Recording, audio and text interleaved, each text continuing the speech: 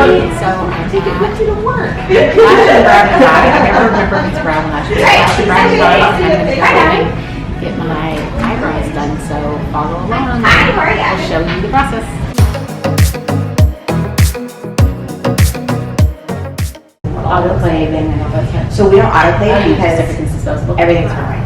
So if it doesn't get thrown away, then like it's completely covered. So like my machine is covered, but then even in it being covered, it gets completely wiped down with caticide.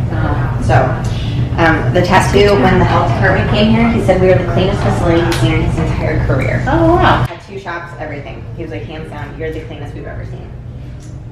All right, so I'm gonna have you open and look right at me. I think that's really right. Smile for me. I think my tails are a little short. Yep.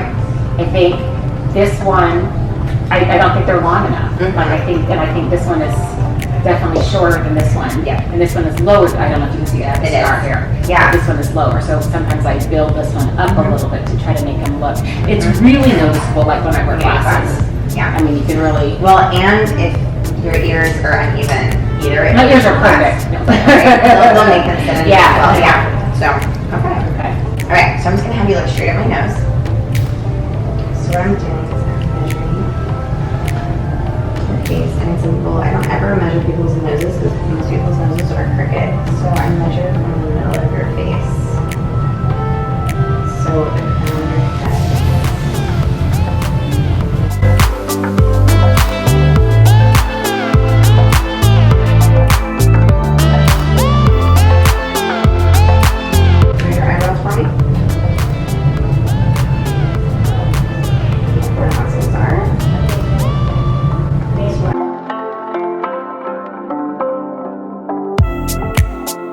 So the goal is to try to stay as close to your hair as possible because that's what helps it look as realistic as possible.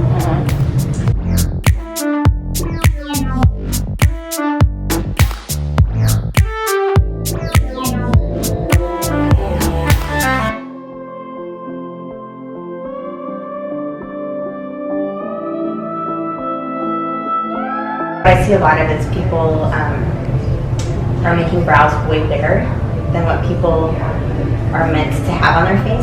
And even though like the big brows is really trendy thing right now, that trend's gonna go away. So what I tell people is I create timeless brows, which they're just gonna fit your face, your structure, your bones. So I said, well, if you want a really big brow, then just pencil it in. But I'm giving you a good face. So does that make sense? So I'm gonna go ahead and take off a little bit of this hair and then just kind of continue to like readjust as we're doing that. So most people in their 50s, if they have not been really conscious about avoiding the sun and taking really good care of their skin doesn't accept pigment really well for microblading, because microblading out of all of the scopes of permanent makeup heals the most what's called cool. So cool, what you're seeing a lot of that we see in people are really, really like gray and ashy eyebrows. That happens for a multitude of reasons. A lot of it, the top 3 things that change our skin is sun, and then the next is going to be fragrance and skincare. And so if you have stuff in your skincare, it's actually going to adapt and change things. Those are like the 3 biggest things that damage our skin. Interesting. Lotions. That's like this really big, that we're up in arms for right now about like Bath & Body Works and like Target and like all those kind of things, because like there's so much chemicals in them that it's altering people's skin. So, but her skin is really, she's done a very good job of taking good care of her skin. So is skin of a 40-year-old or a 30-year-old? Realistically, this is skin of like a 30-year-old. Oh. This is, yeah. Yeah, this is really, really good skin. This is actually better than I've seen on some 30-year-olds. Wow. So like somebody, this is a 30-year-old like skin-ish that I would see who hasn't been in the sun, who uses really good skincare products. They're just really diligent. Like you probably drink a lot of water. Like I mean, you can see like I can see hydration in her skin. So like she's taking very good care of her skin. These are all things that go into what kind of permanent makeup service you can have. And even within that permanent makeup service, I still kind of give warnings to people of like, you're an avid sun tanner, you have to keep these protected or they're going to go weird colors. So are you doing microblading and powdering, or what are we doing? Yep, we're going to do a combination brow on you. Well, I have to say what my little mantra is new year, new brows. There you go. Scalp for me. Good, relax. No sweating for 2 weeks. Here we go. What if you can work out and not sweat? I tell people, so the way our sweat glands work is by the time you feel the sweat, it's already worked all the way through your skin. So, That makes sense. I have some clients who, like, in the summertime, this slows down a little bit because I have clients who are like, I can't even sit outside without sweating. I'm like, then we just need to wait until it's cooler and you're going to be able to just be a little bit more controlled. So raise your eyebrows for me. So do you see, like, when you raise, see how that follows your muscle? And same thing here, so it's following it. So when you talk, like, now scalp for me. See, so like when you do that, do you see how they look literally the exact same? It's because you've got this overactive muscle that's occurring over here, and that's fine. That's not unusual. But if you just hold the mirror, and I don't even know, like, tell me about. It's hard to like do this because you're like I'm watching myself have a conversation. But like as you were conversing with us, as your muscles were moving, they were flowing with you.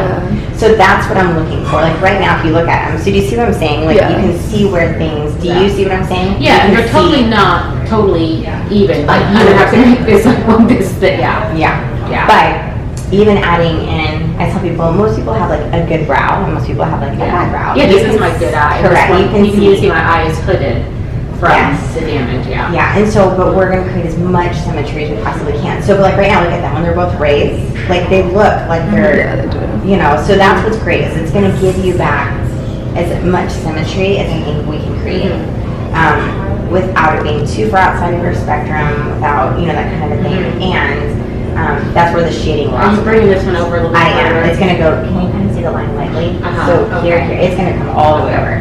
So this one, we're definitely going to be filling in here, and I'll be, of course, filling in throughout the rest of it, so it just makes it look really pretty and full. This one will be the one that we're really going to be doing some work too, because we'll be filling in all this up here will get filled in. I'm so excited. It's not even me. I'm so excited. Do you like the shape?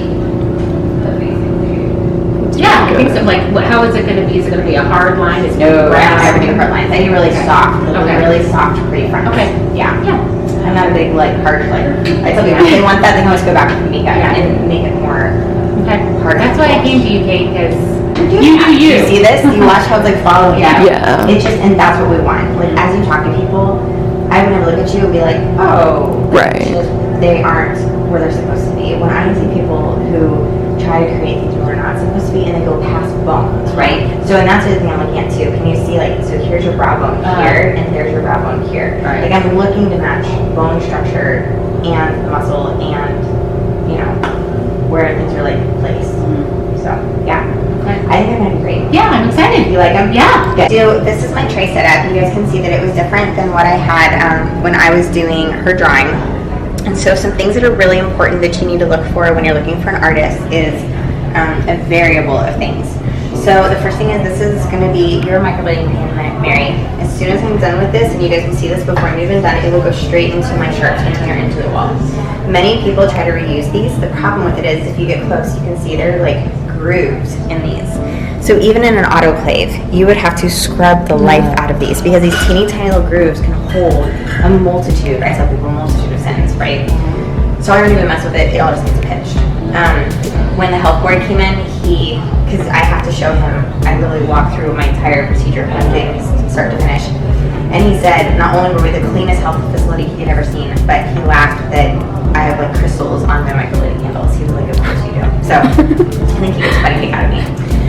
So the next thing you want to look for is that making sure that all of their needles of any kind. So this is going to be your microblading needle. This is why we charge separate for our different things that we do because we use different needles. It was different education that I have learned for each of the techniques that I'm doing. So this is going to be your microblading needle.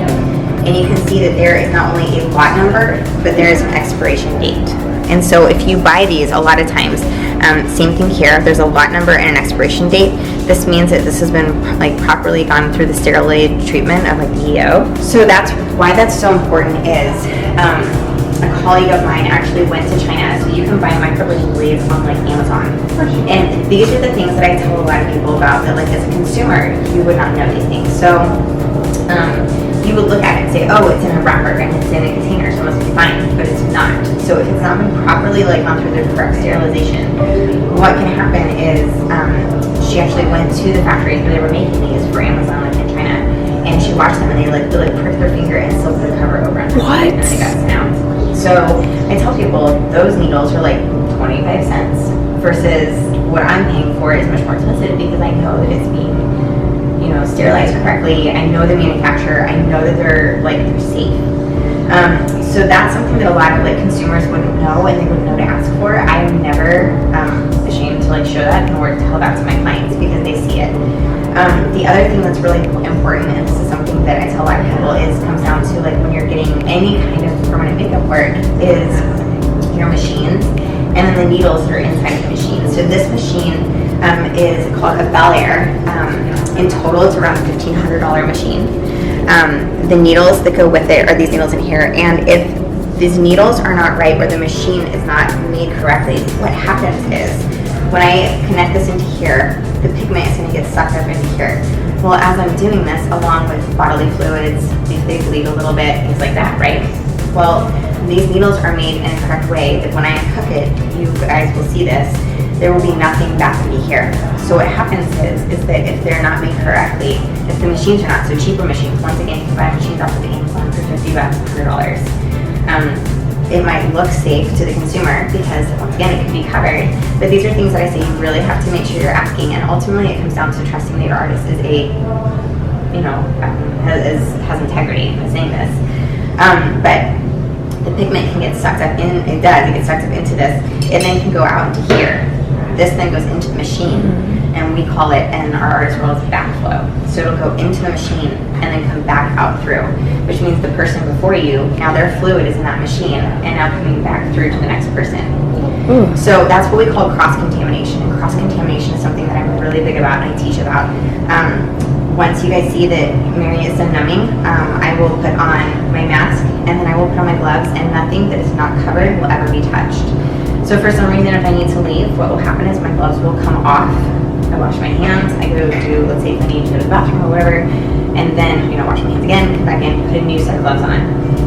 A lot of times I see people and they'll have gloves on and they'll grab their phone and they'll take a picture and they put their phone back down and then their gloves are still on and they touch their client again, they go touch the door. So it's not being taught to a lot of people of what true bloodborne pathogens and cross-contamination looks like. That's why in this room it's a very sterile. It's different than my last room because everything needs to be able to be covered and then wiped down. Anything that I know I could possibly touch is going to be covered, which is why I like to cover my entire tray. My machine is covered. It's a very high quality machine, and then all of my needles get thrown away and disposed of. So that's Very cool.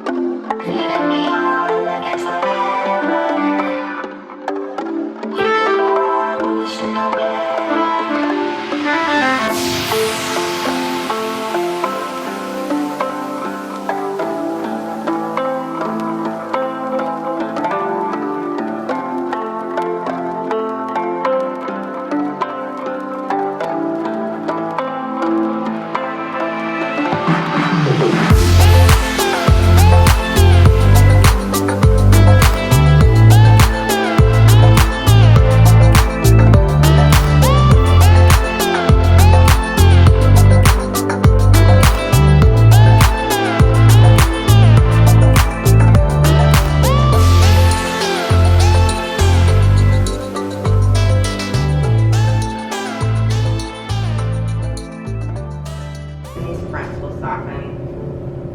I'm not going over them a whole bunch.